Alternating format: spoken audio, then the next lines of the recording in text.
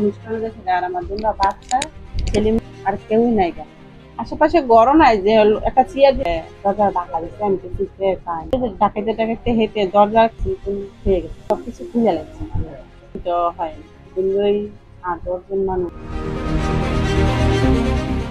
কুমিল্লার মুরাদনগরে ঘরের দরজা ভেঙে হিন্দু নারীকে বিবস্ত্র করে নির্মম নির্যাতন করে ফজর আলী এবং দলবদ্ধভাবে তাকে ধর্ষণ করে।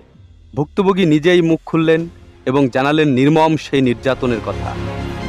অত্যাচার করছে শাহপরান আর হচ্ছে হজর আলী। অনুষ্ঠানে গেছে আর আমার জন্য বাসে ঘুমাই গেছে, দরজা ঢাকা দিচ্ছে, আমি তো বুঝতে পাইনি। মানে জোরে ডাকাইতে ডাকাইতে হেঁটে দরজা খুলে হেঁটে জোরে ডাকা দিচ্ছে, খেয়ে গেছে, সবকিছু খুঁজে লাগছে। গ্রামবাসী জানায় ফজর আলী কোনো কাজ করে না, সারাক্ষণ নেশা করে এবং অপকর্ম করে বেড়ায়। ইয়াবার ব্যবসা আছে, অনেক ছেলে ইয়াবা খাওয়া কাজ করে না, গ্রাম সবার চুরি রাত্রি করা জুয়া খেলা ইয়াবা। ভুক্তভোগী থানায় মামলা করে, কিন্তু কিসের ভয়ে সে মামলা তুলে নিতে চাচ্ছে? এমন নির্যাতন কি চলতেই থাকবে বাংলাদেশের মাটিতে, নাকি থামবে কখনো?